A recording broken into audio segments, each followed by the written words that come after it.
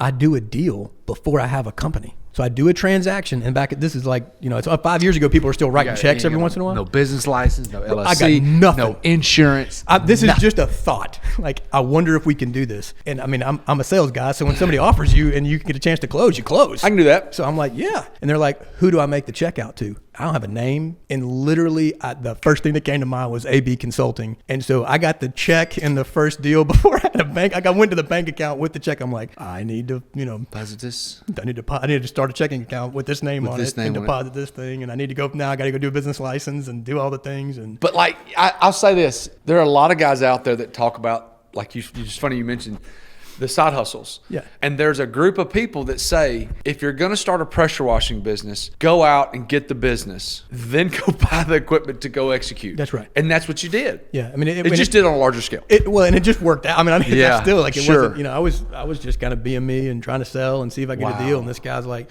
yeah, who do I make the check to? And it's just, so that AB Consulting when we launch, but dude, we launched November of 2019. So okay. Same month I launched Table and Time, which is funny. So here we go.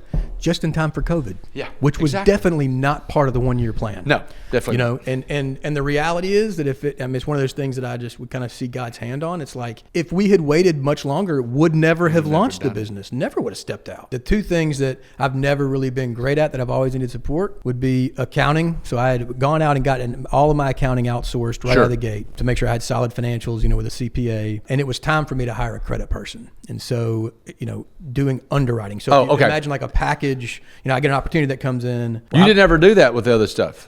No, I mean, I can do it, but I'm not good at it.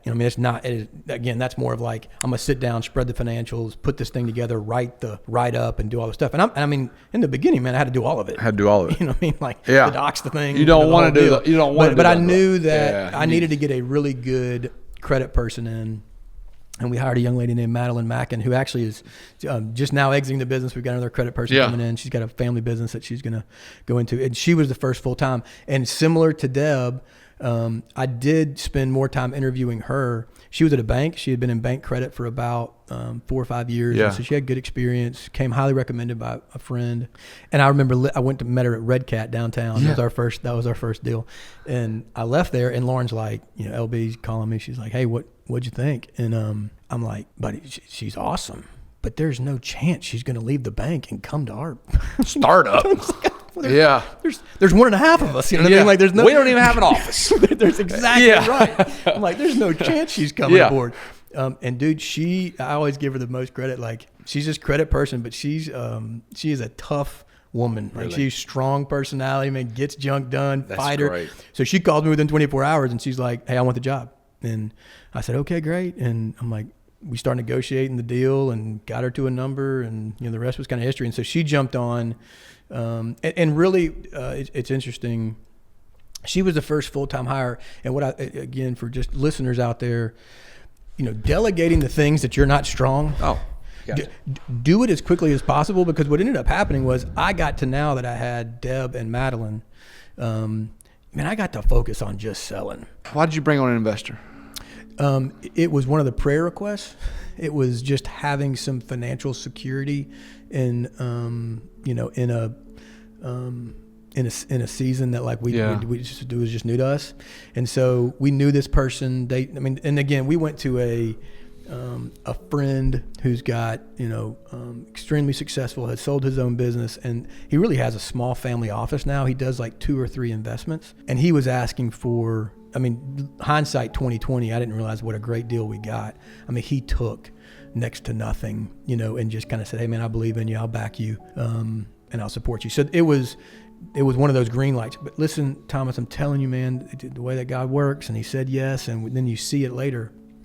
When COVID hit and everything stopped, he was our source, like, for our family, with the commitment that he had made from the equity investment he was going to make in the business. So, if we hadn't gotten it again, I don't think the story wouldn't probably be what it is. So, did that guy that did that, was he also a voice that could speak life into you and help you? 100%. Yeah. Okay. He's probably one of those green lights that you asked the Lord for. 100%. Yeah. Yeah. It was, again, there's like, wanted spiritual entrepreneur, wanted, legit equipment finance experienced folks, at the table. And then again, just kind of some pure business folks at the table. And so I had to fill kind of those buckets, but this guy actually has got experience in our space. I mean, he can literally speak into the business.